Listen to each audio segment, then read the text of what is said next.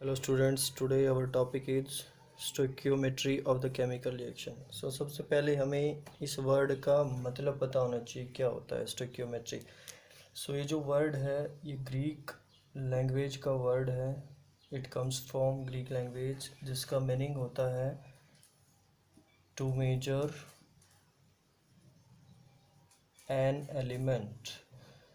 किसी एलिमेंट को मेजर करना वो क्या होता है stoichiometry. अब यहाँ क्या लिखा है हमने स्टिक्योमेट्री ऑफ केमिकल रिएक्शंस, मतलब केमिकल रिएक्शंस में हम इसके बारे में पढ़ेंगे. तो केमिकल रिएक्शन क्या होती है हम पहले भी डिस्कस कर चुके हैं. केमिकल रिएक्शंस वो होती है जिसमें कोई केमिकल चेंज इन्वॉल्व हो. केमिकल चेंज मतलब क्या होता है कि कोई भी सब्सटेंस जब अपनी आइडेंटिटी लॉस करता है और अपना नेचर लॉस करता है तो उसको बोलते हैं हम केमिकल नेचर, और एक न्यू सब्सटेंस की फॉर्मेशन होती है तो उसको बोलते हैं हम केमिकल चेंज. तो जिसमें ये केमिकल चेंज इन्वॉल्व होता है जिस प्रोसेस में उसको बोलते हैं हम केमिकल रिएक्शन. मतलब हम कह सकते हैं कि जब रिएक्टेंट किस में चेंज होता है प्रोडक्ट में तो उसको हम क्या बोलेंगे केमिकल रिएक्शन. अब रिएक्टेंट्स जैसे फॉर एग्जांपल मैं लेता हूँ यहाँ पे A2 plus B2 are the two reactants and they produce AB is the product. अब हम यहाँ देखते हैं कि अनदर वे में हम कैसे डिफाइन कर सकते हैं केमिकल रिएक्शन को. अब A2 को मैं ऐसे ऐसे लिख सकता हूँ, means with the help of to showing the bond between the two atoms B give rise to AB. अब यहाँ पर जो नेक्स्ट डेफिनेशन हम बना सकते हैं वो क्या होती है कि जो ओल्ड बॉन्ड होते हैं, ओल्ड बॉन्ड किस में होंगे रिएक्टेंट्स में, जब उनके ओल्ड बॉन्ड ब्रेक होंगे तो तभी तो किसकी फॉर्मेशन होगी न्यू प्रोडक्ट की फॉर्मेशन होगी, मतलब न्यू बॉन्ड्स की फॉर्मेशन होगी. तो हम कह सकते हैं when old bonds are break and new bonds are formed then it is a chemical reaction. जैसे मैं फॉर एग्जांपल यहाँ लेता हूँ H2 plus O2 give rise to H2O. So यहाँ पर जो है HH प्लस जो ऑक्सीजन है वो डबल बॉन्ड बनाता है और H2O में न्यू प्रोडक्ट की फॉर्मेशन करता है. तो यहाँ से क्या होता है इनके बीच ब्रेकिंग होती है बॉन्ड्स की और न्यू बॉन्ड्स की फॉर्मेशन होती है इन प्रोडक्ट. तो उसको हम क्या बोलेंगे केमिकल रिएक्शन. अब हमें पता है कि according to law of conservation of mass, according to law of conservation of mass, conservation of mass. अब ये क्या कहता है this law states that mass neither be created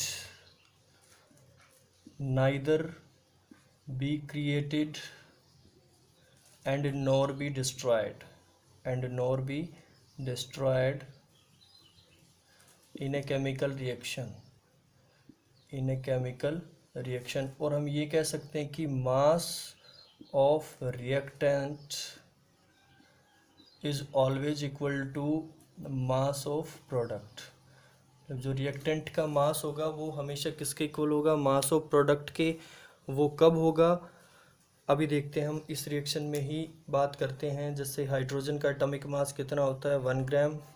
in ग्राम जब हम लेते हैं तो यहाँ पर 2 हाइड्रोजन है तो यहाँ मास कितना होगा इसका 2 ग्राम. और 2 में होता है एक ऑक्सीजन का 16 तो 2 यहाँ पर कितना हो गया 32 ग्राम. H2O का होता है 18 ग्राम. जब हम रिएक्टेंट का मास यहाँ कंबाइन करते हैं ये आया 34 ग्राम और ये आया 18 gram which is not equal to the mass of reactant, not equal to mass of product. So यहाँ से इनका मास इक्वल नहीं है तो ये किसको फॉलो नहीं कर रहा है law of conservation of mass को. सो इसके लिए हम क्या करते हैं यहाँ एलिमेंट्स की बैलेंसिंग करते हैं, एटम्स की बैलेंसिंग करते हैं by heat and trial method. किसके मेथड से करते हैं हीट एंड ट्रायल मेथड. ये 10th क्लास में हम सीख के आए हैं हीट एंड ट्रायल मेथड से कैसे हम रिएक्शन को बैलेंस करते हैं. सो अभी हम बैलेंस करेंगे रिएक्शंस को. रिएक्शन है हमारी यही लेते हैं H2 plus O2 give rise to H2O. तो केमिकल रिएक्शन है हमारी. अब हमने क्या करना है इसको बैलेंस करना है. तो देखो इसको बैलेंस हम दो तरीक़ों से कर सकते हैं। अगर मैं इसको यहाँ से हाफ से मल्टीप्लाई करता हूँ तो ये रिएक्शन बैलेंस हो जाती है। अब इसमें इसका मास होगा कितना होगा 2 ग्राम प्लस 1/2 इंटू यहाँ से कितना है 32 और इसका होगा इक्वल टू 18 ग्राम। सो यहाँ से मास आएगा 2 gram plus 16 gram is equal to 18 gram. So यहाँ से मास इक्वल टू, तो reactant is equal mass of the reactant is equal to mass of product. So ये रिएक्शन किसको follow करती है, law of conservation of mass को। या फिर हम इसको दूसरे तरीके से भी बैलेंस कर सकते हैं, डिफरेंट वे हैं बैलेंस करने के। सो यहाँ से हम इसको ऐसे भी बैलेंस करते हैं। अब रिएक्शन बैलेंस्ड है तो अब इसमें जब हम मास की बात करते हैं तो ये हो जाता है 4 ग्राम प्लस में 32 ग्राम और ये होता है 2 इंटू 18 तो ये आता है 36 ग्राम। जब हम इनको ऐड करेंगे तो 36 ग्राम इज इक्वल टू 36 ग्राम। सो ये भी क्या करता है, law of conservation of mass को फॉलो करता है। सो अब हम पढ़ेंगे कि केमिकल रिएक्शंस में जो हम ये बैलेंस कर रहे हैं इनको हम क्या बोलते हैं। ये जो वर्ड, ये जो नंबर आए हैं स्टार्टिंग में इनसे पहले, तो उनको हम क्या बोलेंगे, तो उनके बारे में अब हम स्टडी करेंगे डिटेल में। सो रिएक्शन लेता हूँ मैं H2 plus half O2 plus give rise to H2O। एक रिएक्शन ये हमारे पास। दूसरी रिएक्शन लेते हैं हम nitrogen plus hydrogen give rise to ammonia. So ये है बैलेंस्ड केमिकल रिएक्शंस। अब हम इसके बारे में डिस्कस करते हैं। यहाँ 1 लिख सकता हूँ मैं, 1 लिख सकता हूँ। सो अब जो ये वर्ड हमने यहाँ यूज किए हैं, जो नंबरिंग हमने यूज की हैं इन मॉलिक्यूल से पहले, सो इनको हम क्या बोलते हैं, तो इनको बोलते हैं हम जो 1N2 plus 3H2 give rise to 2NH3। तो ये जो नंबरिंग है 1, 3, 2, 1, हाफ एंड 1, इनको बोलते हैं हम स्टोइकियोमेट्रिक कोफिशिएंट। स्टोइकियोमेट्रिक कोफिशिएंट, सो इनको बोलते हैं हम स्टोइकियोमेट्रिक कोफिशिएंट्स। सो अब हमें पता लगा कि केमिकल रिएक्शन जब हम बैलेंस करते हैं एग्जैक्टली उनका नाम क्या है, उनको हमने नाम क्या दिया है, उनको नाम दिया हमने स्टोइकियोमेट्रिक कोफिशिएंट। सो ये हमें याद रखना है। अब हम यहाँ किसी एक रिएक्शन को स्टडी करते हैं। सो हम इस रिएक्शन को अब स्टडी करेंगे। N2 plus 3H2 give rise to 2NH3। तो अब ये जो कोफिशिएंट्स हैं इनको हम, ये क्या है हमारे स्टोइकियोमेट्रिक कोफिशिएंट्स। सो अब ये इनका मतलब क्या होता है रिएक्शंस में। अब देखो N2 एक डायटोमिक है, डायटोमिक। अब इसको मैं बोल सकता हूँ एक मॉलिक्यूल। अब एक मॉलिक्यूल नाइट्रोजन गैस का और 3 मॉलिक्यूल हाइड्रोजन गैस के कंबाइन होके क्या प्रोड्यूस करेंगे, 2 मॉलिक्यूल ऑफ अमोनिया।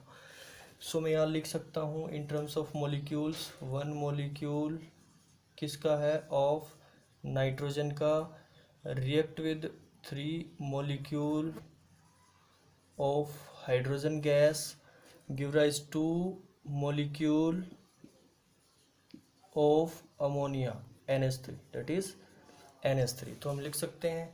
अब हमने ये जो रिएक्शंस हैं वो मोल की टर्म में हमने स्टडी करनी है। किसके टर्म में स्टडी करनी है, क्योंकि जो भी हम रिएक्ट करवाते हैं तो हम उसकी क्वांटिटी लेते हैं। क्वांटिटी कैसे लेंगे, तो ये हम केमिस्ट्री में जो हमारी यूनिट है माइक्रोस्कोपिक यूनिट, मोल की टर्म में हम उसको स्टडी करते आ रहे हैं अभी। तो हम उसको मोल की टर्म में कैसे लिखेंगे, तो यहाँ मैं लिख सकता हूँ 1 mole of N2 react with 3 mole of H2 give rise to 2 mole of NH3 ammonia. अब हम पढ़ के आए हैं कि जो 1 मोल ऑफ एनी सब्सटेंस है, अगर मैं क्वांटिटी की बात करता हूँ, नंबर और पार्टिकल्स की बात करता हूँ, तो वो किसके इक्वल होते हैं, एवोगैड्रो के नंबर के इक्वल होते हैं। सो मैं बोलता हूँ कि 1 mole of any substance is equal to its Avogadro number. So मैं यहाँ एवोगैड्रो की टर्म में इनको लिख सकता हूँ। 1 मोल ऑफ नाइट्रोजन मैं लिख सकता हूँ यहाँ पे is equal to 1 Na, Na means Avogadro number किसका, ऑफ N2, या 1 मोल ऑफ हाइड्रोजन गैस किसके इक्वल है, Na के इक्वल है, तो 3 मोल ऑफ हाइड्रोजन गैस किसके इक्वल होंगे, 3Na के इक्वल होंगे, मतलब हम उसको इतने से मल्टीप्लाई कर देंगे। ये किसका है, H2 का। अब यहाँ पर क्या लिख सकते हैं हम, 2Na ऑफ NH3। ये किसकी टर्म में लिया हमने, क्वांटिटी की टर्म में लिया, पार्टिकल्स और वी कैन से नंबर्स की टर्म में लिया है। अब हम बात करते हैं इनके मास की टर्म में। मास की टर्म में बात करते हैं तो हमें पता है कि कोई भी मोल है, 1 मोल ऑफ एनी सब्सटेंस किसके इक्वल होता है, उसके ग्राम एटॉमिक मास या ग्राम मोलर मास के इक्वल होता है। तो जो नाइट्रोजन का मास होता है 14 होता है, तो 2 नाइट्रोजन है यहाँ, तो किसके इक्वल आएगा, 28 gram of nitrogen react with 3 to the 6 gram of hydrogen will produce, यहाँ कितना आएगा इसका, 14 + 3 17 × 2, तो ये आता है हमारा 34 ग्राम ऑफ अमोनिया। सो अब देखो जब हम इनको ऐड करेंगे तो क्या होएगा, मास जो होएगा of reactant 34 gram is equal to 34 gram. तो number of moles in terms of mass किसको फॉलो करता है, law of conservation of mass को वो क्या करेगा, फॉलो करेगा यहाँ से। सो लास्ट बचा हमारा number of moles in terms of volume. अब हमें पता है कि at STP condition 1 mole of substance किसके इक्वल होता है, 22.4 लीटर। तो मैं यहाँ इसको लिख सकता हूँ कि 22.4 litre of nitrogen react with 3। अब यहाँ देखो 1 मोल किसके इक्वल होता है, 22.4, तो 3 मोल कितने के इक्वल होंगे, 3 × 22.4 litre of hydrogen gas will give rise to 2 × 22.4 litre of ammonia NH3। So ये है केमिकल रिएक्शन को हमने डिटेल में स्टडी किया है in terms of moles, in terms of moles, moles in terms of mass, moles in terms of quantity and moles in terms of volume. So हमने इनको detail में स्टडी किया है। अब एक बार फिर रिवाइज कर रहा हूँ मैं, इसको हम किसकी टर्म में बोल सकते हैं, ये 1 मॉलिक्यूल नाइट्रोजन गैस का है, 3 मॉलिक्यूल हाइड्रोजन गैस के रिएक्ट करके 2 मॉलिक्यूल NH3 के क्या बनाते हैं, प्रोडक्ट। अब हमने इनको मोल की टर्म में पढ़ना है। मोल की टर्म में पढ़ेंगे तो क्या आएगा, 1 mole of nitrogen gas react with 3 mole of hydrogen gas will produce 2 mole of ammonia. अगर हमें पता है कि 1 mole of any substance is equal to its Avogadro number, so यहाँ से 1 मोल है तो किसके इक्वल आएगा, 1 एवोगैड्रो नंबर के इक्वल। यहाँ 3 मोल है तो 3 से एवोगैड्रो नंबर को मल्टीप्लाई करेंगे। यहाँ 2 मोल है तो 2 × एवोगैड्रो नंबर ऑफ अमोनिया। अब इन मास की टर्म में लेते हैं, 1 mole of any substance in terms of mass is equal to its gram molar mass. तो यहाँ से नाइट्रोजन का मोलर मास 28 होता है, यहाँ से टोटल हाइड्रोजन का 6 ग्राम आया है, यहाँ से अमोनिया का 34 आया है। अब इस टर्म को हम लॉ ऑफ कंजर्वेशन ऑफ मास, ये जो टर्म है ये किसको फॉलो कर रही है, law of conservation of mass को। In terms of volume at STP condition 1 mole of any substance is equal to 22.4 litre.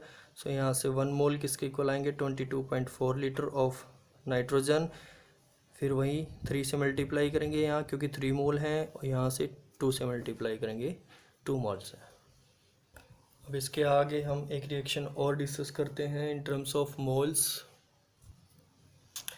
अब जो केमिकल रिएक्शन है हमने बैलेंस की है, जैसे हम वाटर के केस में लेते हैं, या जो वाटर की केमिकल रिएक्शन है H2 + ½ O2 give rise to H2O, और यहाँ मैं ले रहा हूँ सेकेंड टर्म जो थी हमारी H2 2H2 + O2 give rise to 2H2O।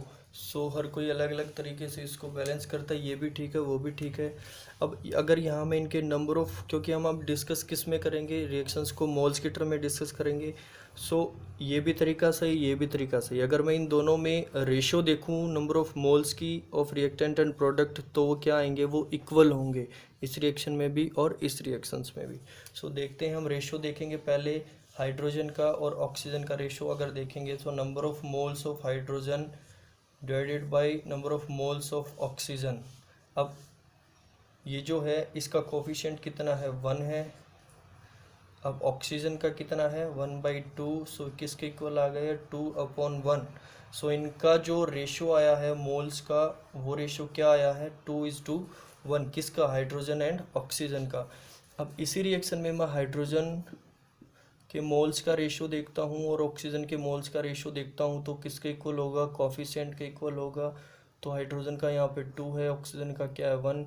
सो ये भी कितने के इक्वल आ रहा है, 2:1। तो यहाँ से हम देखते जा रहे हैं कि मोल्स की टर्म में जो रेशियो है वो क्या रहता है, सेम रहता है।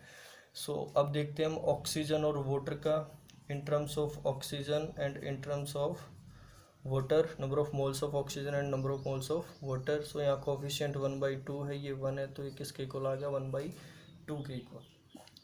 अब यहाँ देखेंगे हम number of moles of oxygen, number of moles of H2O is equal to 1/2।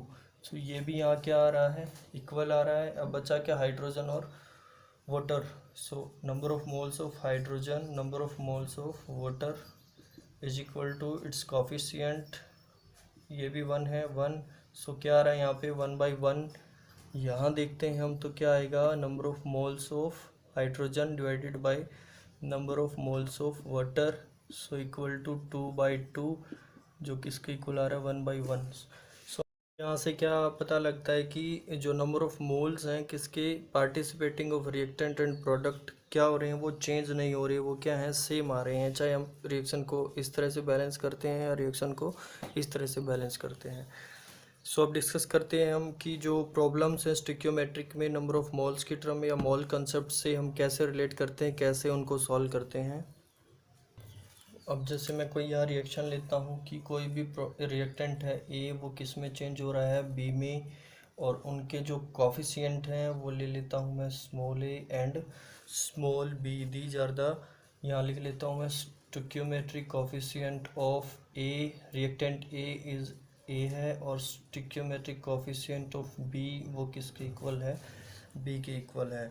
अगर इनको बैलेंस करते हैं तो इनका जो रेशो आता है वो किसके इक्वल आएगा, इनके कॉफिशिएंट्स के इक्वल आएगा।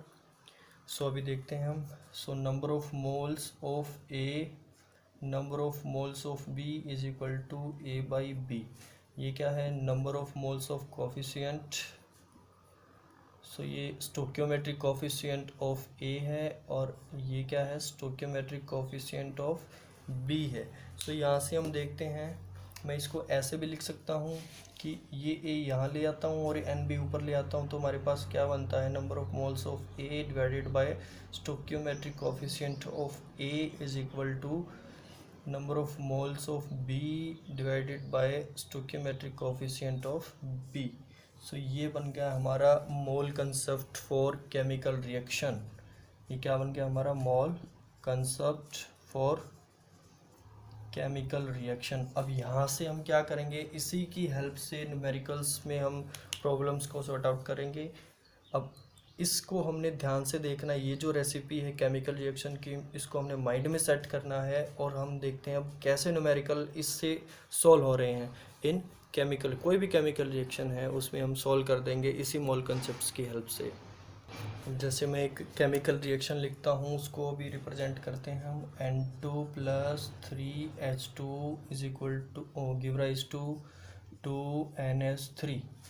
अब देखो इसका जो नंबर ऑफ मोल्स लिखता हूँ मैं, N2 डिवाइडेड बाय इसका कोफिशिएंट कितना है 1, NH2 divided by 3 is equal to NH3 divided by 2। अब ये मैंने क्या लिखा है, अब जो हमने मोल concept in terms of chemical reactions में पढ़ा था वो क्या था कि जो हमारी रिएक्शन थी ए किस में चेंज हुई थी, बी में। ये क्या है उनके कॉफिशिएंट, तो हमने ऐसे उस रिएक्शन को लिखा था। तो इसी की टर्म में मैं इस केमिकल रिएक्शन को आगे फर्दर एक्सप्लेन कर रहा हूँ। NH2/1 N2/1 NH2/3, मतलब number of moles of nitrogen gas divided by its coefficient, and number of moles of hydrogen divided by its coefficient, and number of moles of ammonia divided by its coefficient। अगर मैं यहाँ बात करता हूँ, अगर इनका ratio लेता हूँ NH2 का और NH3 का, so N2 number of moles of NN2 is equal to number of moles of ammonia divided by 2। अब यहाँ से देखो हम इनके बीच रिलेशन कैसे निकाल सकते हैं, अगर इनकी हम क्रॉस मल्टीप्लाई करते हैं तो क्या आता है कि जो NH3 है, number of moles of NH3 हैं वो किसके इक्वल आ रहे हैं, twice of number of moles of N2। तो यहाँ से ये रिलेशन आया है, मतलब एक के हमने क्या निकाली है, नंबर ऑफ मोल्स। तो केमिकल रिएक्शन में क्या पूछेगा, वेट पूछेगा। तो हमें वो तीनों के तीनों न्यूमेरिकल्स जो फॉर्मूला थे हमने किए थे मोल कंसेप्ट, वो हमें लर्न करने हैं।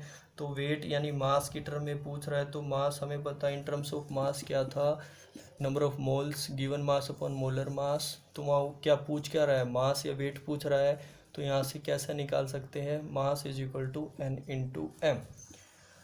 सो यहाँ से हमने नंबर ऑफ मोल्स निकाल लिए, तो उसको हम यहाँ पुट कर देंगे। मास जैसे यहाँ पे मास पूछ रखा है अमोनिया का, तो molar mass of NH3 ammonia is equal to किसके इक्वल होगा, वो number of moles of nitrogen gas and into molar mass of NH3।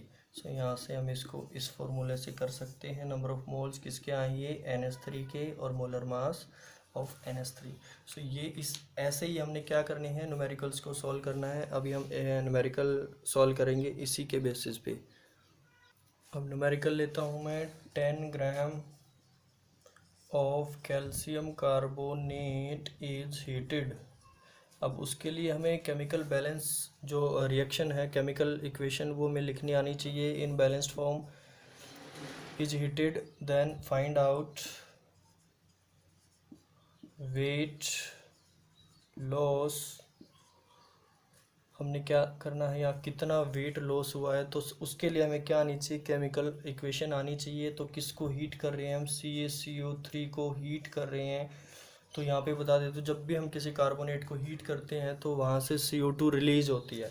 सो मैं लिख देता हूँ CO2 रिलीज होगी, तो बचा क्या, यहाँ से CO2 गई, बचा क्या, 2 ऑक्सीजन तो यहाँ से निकल गई, 1 ऑक्सीजन बची, और CaO। सो ये किस में टूटा, CaO और CO2। सो यहाँ क्या बचा, CaO कैल्शियम ऑक्साइड। अब गिवन क्या है, 10 gram of CaCO3 is heated, then find out the weight loss. अब वेट लॉस क्या होता है, देखो ये तो सॉलिड फॉर्म में है, अब ये CO2 किसकी फॉर्म में है, गैस की फॉर्म में। मतलब ये क्या हो गया, ये गैस निकल जाएगी बाहर, ये निकलने से यही क्या हो गया, वेट लॉस हो गया। तो हमने वेट या मास किसका निकालना है, CO2 का निकालना है। तो वही इसी की टर्म में हम इसको लिखते हैं, number of moles of CaCO3, इसकी कोफिशिएंट सबके एक एक हैं, divided by 1 is equal to number of moles of calcium oxide divided by 1 is equal to number of coefficient, number of moles of CO2 divided by coefficient 1। हमने निकालना क्या है, weight loss का। गिवन क्या है, CaCO3 का, तो हम ये दो की टर्म लेते हैं यहाँ, N number of moles of CaCO3 divided by 1 is equal to number of moles of CO2 divided by 1। मतलब अगर जितने नंबर ऑफ मोल्स CaCO3 के हैं, उतने ही नंबर ऑफ मोल्स किसके आएंगे, CO2 के आएंगे। सो यहाँ से हम नंबर ऑफ मोल्स निकालते हैं कैल्शियम कार्बोनेट के, क्योंकि इसी का मास गिवन है। हमें पता है नंबर ऑफ मोल्स कैसे निकालते हैं, गिवन मास अपॉन मोलर मास। सो गिवन मास किसका दे रखा है, कैल्शियम कार्बोनेट का, इसलिए हम इसके नंबर ऑफ मोल्स निकालेंगे। सो इसका मास कितना है, 10 ग्राम दे रखा है।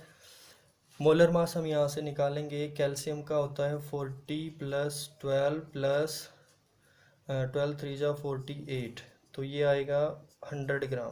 कितना आ गया हमारा, 100 ग्राम। So divided by 100 gram. So यहाँ से जो नंबर ऑफ मोल्स आए वो आए 1/10 मोल। क्लियर। अब हमें निकालना क्या है, हमने वेट निकालना है। ये किसके नंबर ऑफ मोल्स आए, ये आए हैं CaCO3 के। तो वो किसके इक्वल होंगे, नंबर ऑफ मोल्स वो भी किसके इक्वल होंगे, क्योंकि ये दोनों क्या है, जितने CaCO3 के मोल्स आएंगे उतने ही CO2 के आएंगे। तो यहाँ से CO2 के भी कितने मोल्स हम बोल सकते हैं कि 1/10 मोल्स। अब हमने क्या निकालना, वेट निकालना है CO2 का, क्योंकि वेट लॉस वो गैस की फॉर्म में क्या हो गया, वो उड़ गया। सो वही वेट लॉस हुआ है, तो वेट या मास किसका निकालना है, CO2 का। हमें पता है N is equal to M/M, तो यहाँ से मास निकालेंगे तो ये उधर जाके multiply means number of moles into molar mass. So number of moles यहाँ से कितने आए हैं, 1/10 इनटू मोलर मास CO2 का कितना होता है 12 + 32 44 ग्राम। तो ये कितना आ गया 44 ग्राम। सो यहाँ से मोलर मास सॉरी वेट आएगा यहाँ से 4.4 ग्राम। सो ऐसे हम इन टर्म्स ऑफ जो मोल कंसेप्ट की हेल्प से इन केमिकल रिएक्शंस को हम क्या कर सकते हैं, सोल्व आउट कर सकते हैं। नेक्स्ट एग्जांपल लेते हैं हम, नेक्स्ट क्वेश्चन लेते हैं, नेक्स्ट न्यूमेरिकल लेते हैं। Calculate the mass of iron, calculate the mass of iron that is Fe which will be converted into its oxide जो दे रखा है Fe3O4 by the action of 18 gram of steam on it। सो ये reaction दी है। इस reaction को हमने लिखना आना चाहिए कि आयरन किसके साथ रिएक्ट कर रहा है, स्टीम के साथ, कि iron Fe plus steam water in form of gas हम लिख सकते हैं give rise to Fe3O4 plus में H2। अब हमने इस रिएक्शन को बैलेंस करना है तो 3Fe है यहाँ, तो 3 से मल्टीप्लाई कर देते हैं। कितनी ऑक्सीजन है 4 ऑक्सीजन है, यहाँ 1 है तो इसको मैं 4 से मल्टीप्लाई कर दूंगा तो ऑक्सीजन बैलेंस्ड 4 × 2 = 8। सो ये हमारी रिएक्शन क्या होगी, बैलेंस। ये हमारे क्या आगे कॉफिशिएंट, स्टिकियोमेट्रिक कॉफिशिएंट। तो ऐसे ही इसमें गिवन क्या है, सिर्फ हमने वो टर्म लेनी है और जिसका मास निकालना है वो टर्म लेनी है। सो यहाँ गिवन है 18 ग्राम ऑफ स्टीम। तो स्टीम का है, ये है 18 ग्राम गिवन है, और मास किसका निकालना है, आयरन का निकालना है। तो नंबर ऑफ मोल्स हम इन्हीं की टर्म्स में लेंगे। So number of moles of iron divided by its coefficient is equal to number of moles of steam divided by its coefficient. So यहाँ नंबर ऑफ मोल्स किसके निकाल सकते हैं, क्योंकि मास गिवन है किसका, वाटर का। तो हम यहाँ से number of moles of water निकाल सकते हैं। सो क्या आएगा, गिवन मास कितना है 18 gram divided by molar mass भी कितना होता है H2O का 2 + 16 कितना आएगा 18 ही आएगा। सो 18 तो number of moles of water यहाँ कितने आए 1 मोल। सो यहाँ मैं इसकी जगह ये 1 मोल की वैल्यू पुट करता हूँ तो क्या आएगा हमारा NFE/3 इज इक्वल टू 1/4। 3 इधर जाके मल्टीप्लाई हो जाएगा। सो यहाँ से आ जाएंगे number of moles of iron हमारे पास कितने आए हैं 3/4 मोल्स। क्या आए हैं 3/4 मोल। अब यहाँ से क्या आ गया हमारे पास नंबर ऑफ मोल्स। तो यहाँ से हमने निकालना है क्या, मास ऑफ आयरन। सो हमें पता है कि N is equal to given mass upon molar mass. देखो मैं हर न्यूमेरिकल में इस फॉर्मूले को रिपीट कर रहा हूँ ताकि तुम्हारे को याद हो जाए। सो मास यहाँ से निकाल सकते हैं हम N × M। सो N यहाँ हमने निकाल लिए हैं। मास क्या होता है, मोलर मास क्या होता है 56 होएगा यहाँ आयरन का। So M is equal to N क्या है 3/4 इंटू मोलर मास यहाँ क्या होता है, मतलब एटॉमिक मास आयरन का होता है 56। तो यहाँ से आएगा 4 × 1 = 4 1, तो ये गया 4 4 × 16। सो ये आ गया हमारे पास 42 ग्राम। सो हम ऐसे इजीली निकाल सकते हैं। ये एक बहुत ही इजी मेथड है। कंपटीशन में जो एग्ज़ाम होते हैं कॉम्पिटिटिव एग्ज़ाम्स, वहाँ से भी हम टाइम बचा सकते हैं इस फॉर्मूले से एक तरह से हम। तो नेक्स्ट एक और न्यूमेरिकल करते हैं इसी स्टोइकियोमेट्रिक पर। एक और प्रॉब्लम यहाँ डिस्कस कर लेते हैं इन टर्म्स ऑफ वॉल्यूम के टर्म में। अब तक हम मास के टर्म में यूज कर चुके हैं। सो क्वेश्चन है हमारा, what volume of oxygen, what volume of oxygen at STP। STP का मतलब हमें पता है स्टैंडर्ड टेम्परेचर प्रेशर कंडीशन जो है। STP required to affect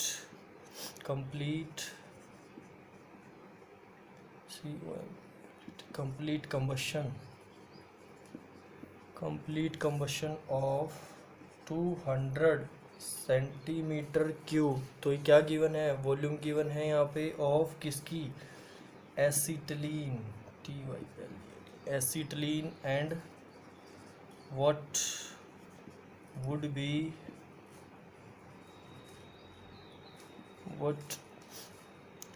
the volume, किसकी पूछ रहा है, of carbon dioxide of CO2। सो यहाँ से हमने निकालनी है वॉल्यूम कार्बन डाइऑक्साइड की। सो सबसे पहले हमें रिएक्शन का पता होना चाहिए। एसिटिलीन का फॉर्मूला होता है एसिटाइलिन का C2H2 in presence of oxygen it will give CO2 and H2O, CO2 plus H2O। तो हमें अभी इसको क्या करना है, इस रिएक्शन को बैलेंस करना है। तो यहाँ से रिएक्शन बैलेंस करते हैं हम 2C2 4, अब ऑक्सीजन बैलेंस करेंगे तो 5O2, तो वहाँ कितना हो जाएगा, 4 2 जा 8। तो यहाँ से हम करेंगे इसको, ये आ जाएगा 2। सो हमारे पास जो बैलेंस्ड इक्वेशन आई है वो आई है 2C2H2 plus 5O2 give rise to 4CO2 plus 2H2O। अब सबसे पहले हमने देखना है इसमें निकालना क्या और गिवन क्या है। निकालना क्या है, volume of CO2। So volume of CO2 लिखेंगे हम इन टर्म्स ऑफ मोल्स की टर्म में ही, means moles in terms of volume. And given क्या है, ये किसकी वॉल्यूम गिवन है, एसिटिलीन की। मतलब एक ये टर्म गिवन है और एक ये टर्म गिवन है। तो यहाँ से मैं लिख लेता हूँ number of moles of C2H2 divided by its coefficient is equal to number of moles of किसके, CO2 divided by its coefficient. So ये क्या आ जाता है, n number of moles of C2H2 divided by 1 is equal to number of moles of CO2 divided by 2। अब यहाँ से मैं इसको ये भी लिख सकता हूँ कि जो नंबर ऑफ मोल्स हैं C2H2 के, ये इधर जाके मल्टीप्लाई हो जाएगा 2 से, is equal to n number of moles of CO2 कि जो number of moles of CO2 आएंगे वो किसके डबल होंगे, एसिटिलीन के। सो हम यहाँ से गिवन किसकी वॉल्यूम गिवन है, एसिटिलीन की। तो यहाँ सबसे पहले क्या निकालते हैं, number of moles of acetylene. So in terms of volume क्या बताया था, given volume upon 22.4 litre at STP condition. So यहाँ वॉल्यूम क्या गिवन है, 200 अपॉन 22.4।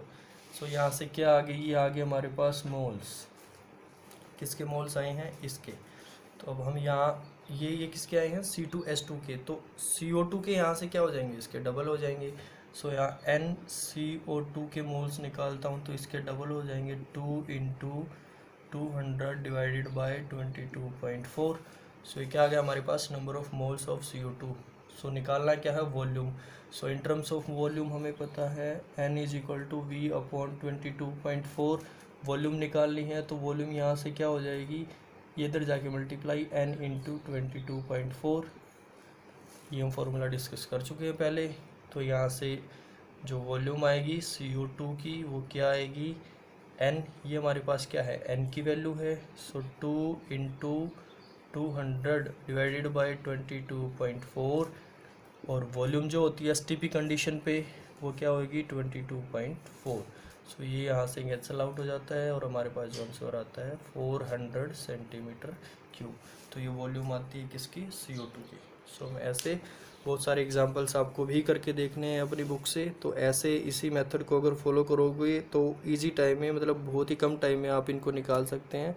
ये आपको IIT नीट में भी हेल्प देगा काफ़ी, क्योंकि बहुत ही कम टाइम में हम इसको सोल्व कर रहे हैं।